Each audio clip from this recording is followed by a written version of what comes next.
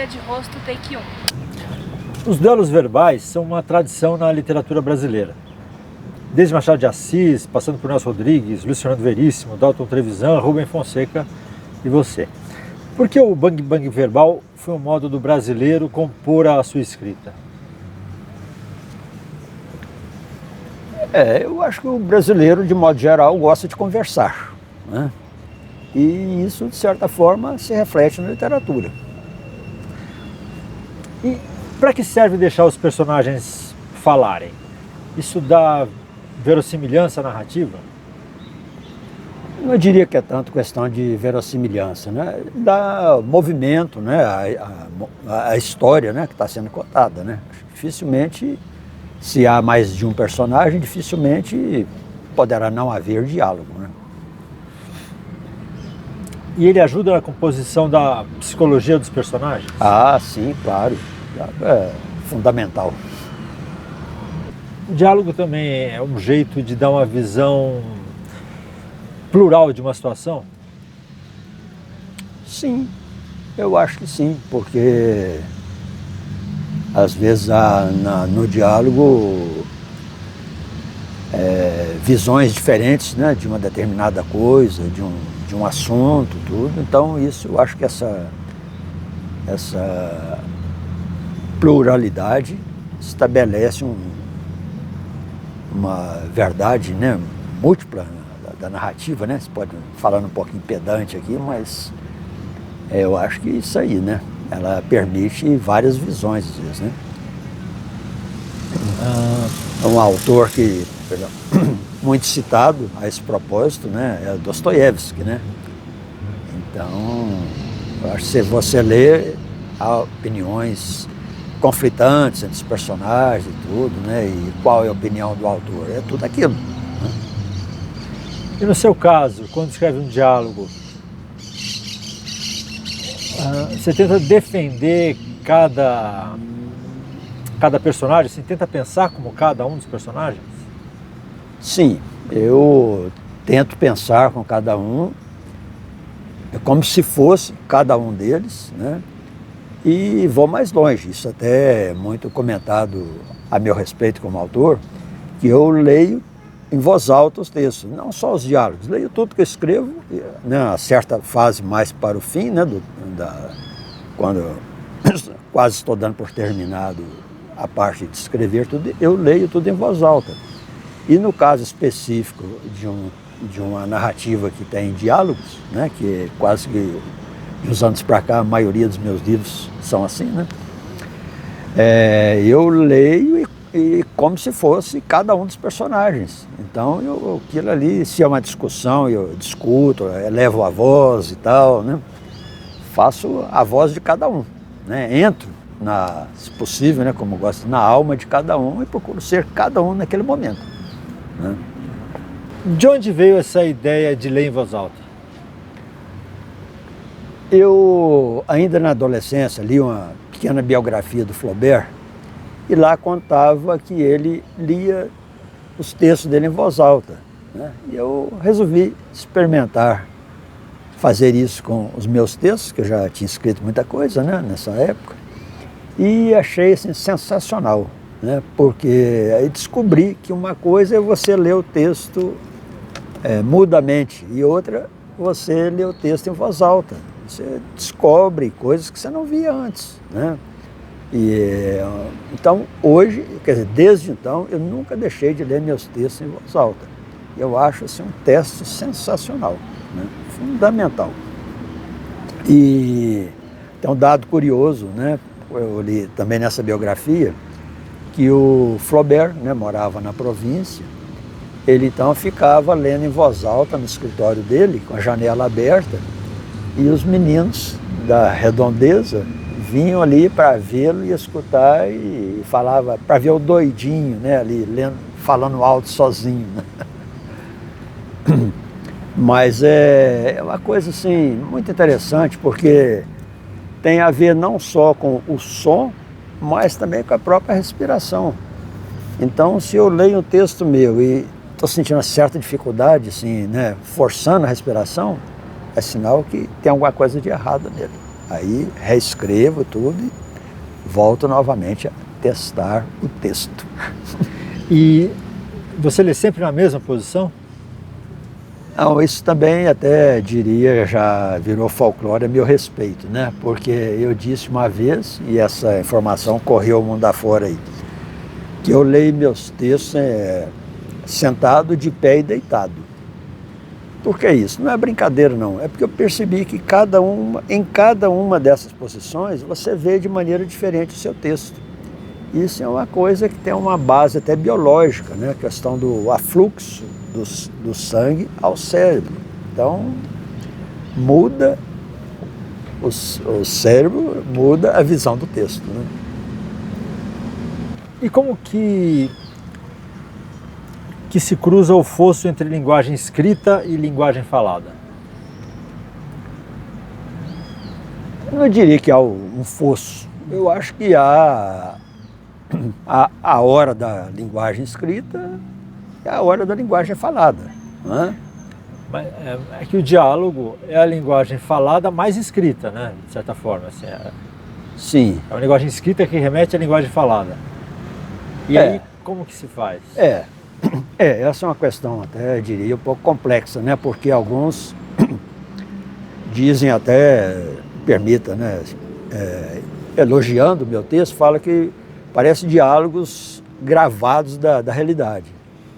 Não são gravados da realidade, porque no momento que você escreve, há um trabalho de lapidação, né? E às vezes aquele diálogo original, que foi às vezes um diálogo observado, né, na realidade tudo, ele ganha uma nova feição que não é mais a da realidade, mas é a realidade da ficção.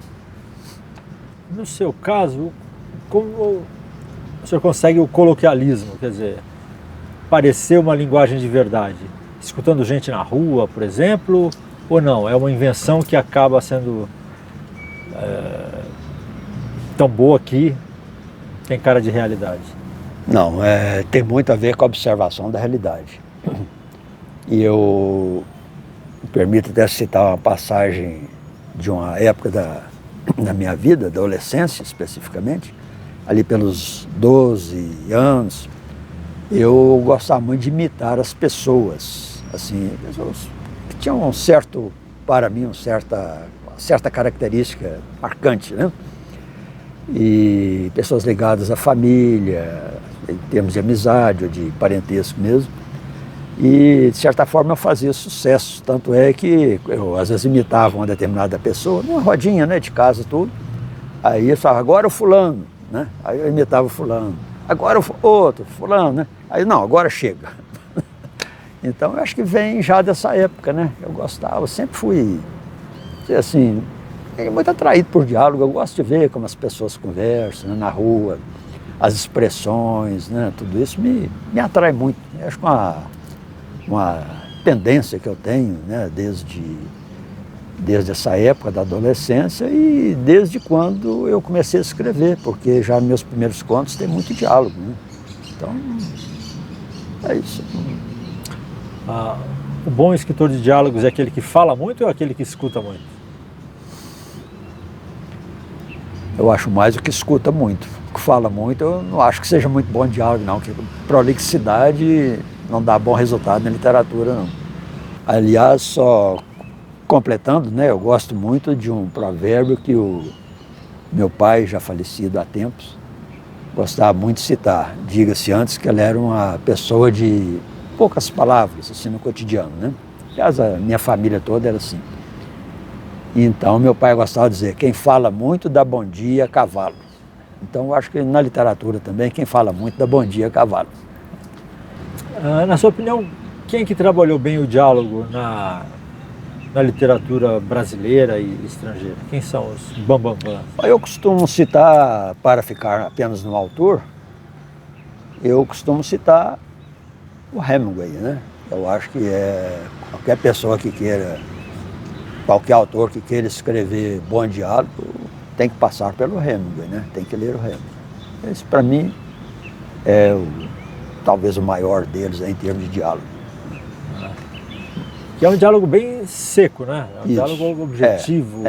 Exatamente. Chuto. o que é a literatura dele, é toda assim, né? E eu acho que a minha também, em grande parte, é isso, né? Eu sempre procurei fazer um texto mais conciso, né? Mais seco, né? Essa minha literatura é geralmente assim, né? Se a gente fosse fazer assim, regras para escrever um bom diálogo, que regras que a gente ia ter? Não existe regras. Eu acho que para escrever um bom diálogo, eu diria que primeiro precisa ter talento. Segundo, trabalhar muito. Muito trabalho. Porque o diálogo aparentemente é simples. Escrever diálogo é aparentemente simples. Mas escrever um bom diálogo é muito complexo, é muito difícil. Então exige muito trabalho. Não há regra, não há fórmula, não há nada. É talento e trabalho. Assim fica difícil. É difícil, acabei de dizer que é difícil. Quer dizer, completando, né, ver-se na literatura nossa aí, né, contemporânea, tudo, eu diria até bastante diálogo, mas eu considero a maior parte muito ruim. Ruim por quê? São diálogos artificiais, mecânicos, né, sem vida, sem alma, né, então são ruins. Mas tem diálogos muito funcionais, muito informativos, né? Eu acho que o autor quer informar uma questão ou um pensamento do personagem e aí o diálogo acaba servindo só para isso. Esse é um dos perigos, é uma das constantes do mau diálogo, né? Às vezes o personagem está ali apenas para exprimir a opinião do autor, né? Então fica uma coisa artificial, né? Fica, às vezes, até... Eu gosto muito de uma frase do André Malraux, foi um dos autores que eu li muito na minha adolescência e do qual gosto muito até hoje, né? É um prefácio de uma obra dele. Ele dizia o seguinte, que não é a paixão, é a vontade de provar que mata a obra de arte. Eu nunca esqueci dessa frase. Claro que eu li em francês e fiz uma tradução assim, né? Mas sei isso, né? Então, às vezes é isso. O autor quer provar, né? Quer convencer o leitor, né? De uma ideia, de uma coisa. Aí faz má literatura. O senhor sonha com diálogo? Com diálogo não tanto, mas com personagens eu sonho. Eu sonhei muitas vezes. O senhor já se pegou falando na rua, diálogos? Assim? Não, falando não, mas com os personagens falando na minha cabeça, eu já me peguei.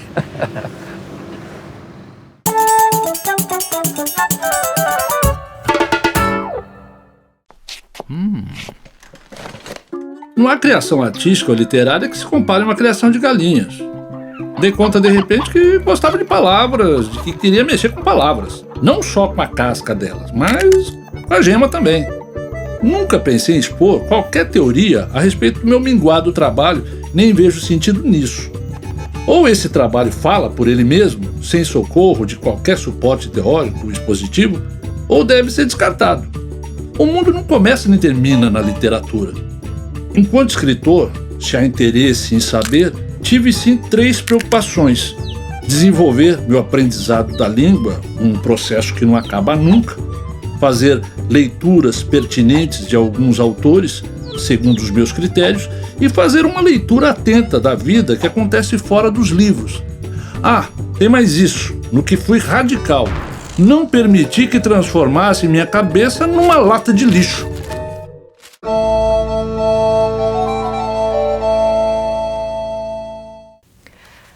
O Menino Arteiro, de Gil Veloso e Guto Lacasse, é um dos livros mais criativos e modernos publicados nos últimos tempos para o público juvenil no Brasil. Gil Veloso é um grande escritor que tem uma língua muito afiada. Ele brinca com as palavras, as subverte, duela com elas. A sua escrita é uma revolução. Mas Gil também é um grande poeta. Seus textos têm música, suas palavras são sonoras. E isto nos leva aonde? Nos leva a um texto com muito humor, com um contato direto, sem intermediários, com os pequenos e jovens leitores. Todos eles abertos a todo tipo de jogos, sem preconceitos. A parceria entre Guto e Gil é uma parceria muito fora do convencional. Aqui, a relação entre textos e imagens vai muito além do próprio livro e abre para múltiplas leituras. Um exemplo disso são as ilustrações, pequenas obras de arte do Guto, que nos fazem pensar e nos divertem muito, como, por exemplo, estas daqui. Guto Lacasse é um grande artista plástico, reconhecido nacional e internacionalmente. Ele tem uma obra de arte muito grande, ele faz arte, ele cria objetos, ele inventa coisas, ele é um inventor. Ele é um menino que faz arte, assim como o menino arteiro. Não é à toa que Gil faz uma homenagem a ele, falando que o menino é arguto e loquaz, como seria o nome de Guto Lacasse. Ambos contribuem para muito humor neste livro. Mas quem é o menino arteiro? O menino arteiro é um menino que nasceu muito diferente de todos os demais. Desde que ele nasce, ele é dado a inventar coisas. Ele monta e desmonta objetos. Ele faz muitas artes. A sua mente é uma mente em total redemoinho. Ele não tem sossego. O que não é fácil, porque não é fácil ter essa criatividade e esse desassossego o tempo inteiro. Quem o entende? Quem entende as artes que ele faz? Nesse sentido, este livro, para além do humor, vai para uma reflexão muito mais séria, para discutir o significado das coisas. Afinal, o que é útil? O que é inútil? Na verdade, isso nos leva à própria discussão da arte. O Menino Arteiro, de Guto Lacasse e de Gil, é um livro muito transgressor nesse sentido. Ele vai levar a uma reflexão em vários níveis sobre o significado das coisas. Um livro que eu recomendo.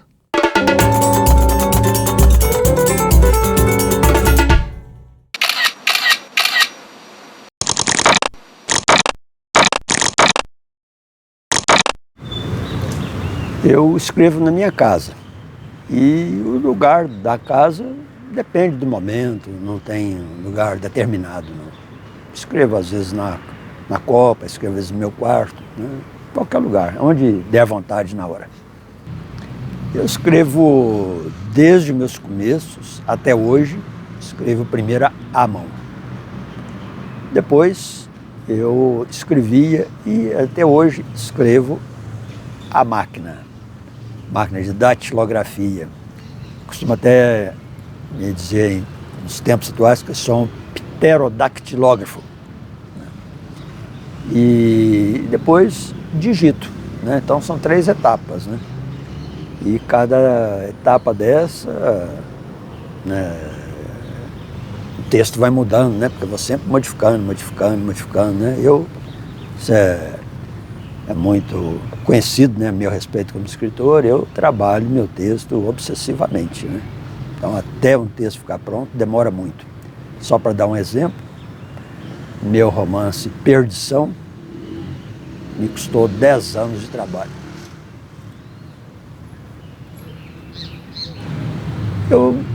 Quando me fazem essa pergunta, eu dou sempre a mesma resposta, e é uma resposta bem simples. Escrevo porque gosto de escrever.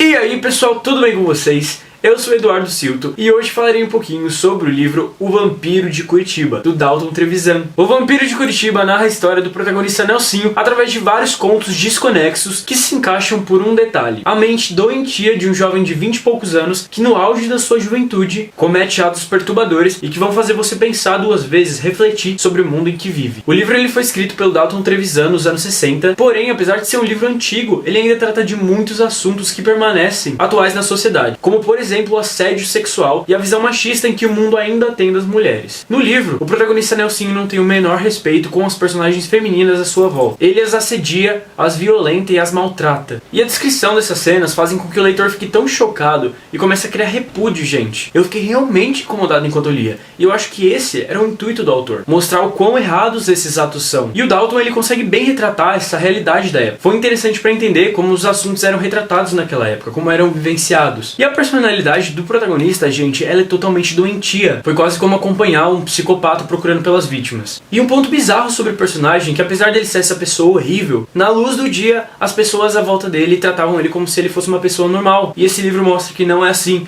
que as aparências enganam e que ninguém sabe como as pessoas agem quando estão sozinhas ou quando não estão sendo observadas. E a narrativa do autor é muito precisa, gente. Ele soube exatamente quais palavras usar para emocionar o leitor no momento que ele queria. Ele claramente conseguiu me passar um sentimento assim de ódio, de repúdio, toda vez que eu via que o Nelsinho estava pronto para atacar, toda vez que éramos expostos aos seus pensamentos. Em comparação com nomes da literatura nacional atual, me lembrou até um pouquinho o Rafael Montes. E eu provavelmente fiz essa associação porque nenhum dos dois tem medo de sangrar ali entre as páginas, sabe? De expor as bizarrices e as coisas macabras que a história tem de ter, sabe? Enfim, não é uma leitura para pessoas sensíveis, mas é totalmente válida para pessoas que desejam um livro que mexa com você e te faça refletir sobre assuntos que você nunca pensou antes. Um beijo e até o próximo vídeo.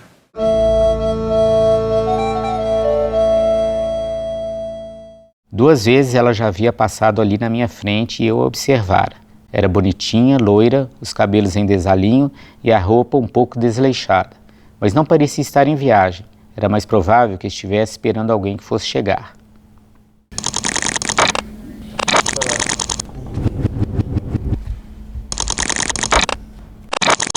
Então, Françoise são duas pessoas se encontrando na rodoviária, é uma menina e um cara, e no adaptar para o cinema, né, a câmera passa a ser o narrador. Então, aquele outro personagem que narrava, ele passa a ser um personagem ambíguo, misterioso também para o espectador. Se eu conheço? Não. Posso sentar? Sim, claro. Eu acho que é uma linguagem clássica mesmo, assim, plano contra plano, né? Quer dizer, nada dessa questão contemporânea da câmera registrando. Existe um trabalho mesmo de montagem, né? Não tem nenhuma mudança de câmera, é só pessoas conversando, né? Então tem muito essa presença do ator e da palavra, né? Tá muito forte.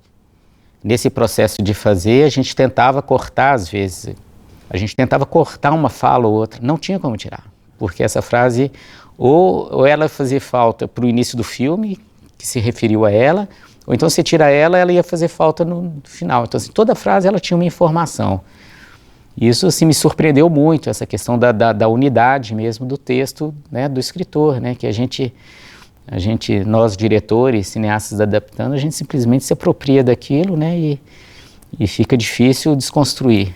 Por isso, é importante falar que a fidelidade ao texto foi muito grande e toda a estrutura dos contos deles são praticamente um texto dramático, porque são praticamente, a trama se constrói através do diálogo, é quase como se fosse um roteiro ou uma peça de teatro. Já desejou ser um ônibus? Ou um arranha-céu? Pois eu já. Eu já desejei ser até aquela grade ali. Então, às vezes, a palavra, o ator soa um pouco falso, né? um pouco coloquial, né? Mas é interessante que a literatura, né? O mérito do Luiz Vilela, do escritor, os diálogos vão te envolvendo, e essa estranheza vai ficando em segundo plano, e você vai se identificando com os personagens, você vai identificando com a história, e nesse jogo, né, nessa decupagem mesmo clássica, né, que pressupõe que o trabalho de cinema desapareça, né, para os atores ficarem ali. Então acho que funcionou muito bem assim, essa experiência. Assim.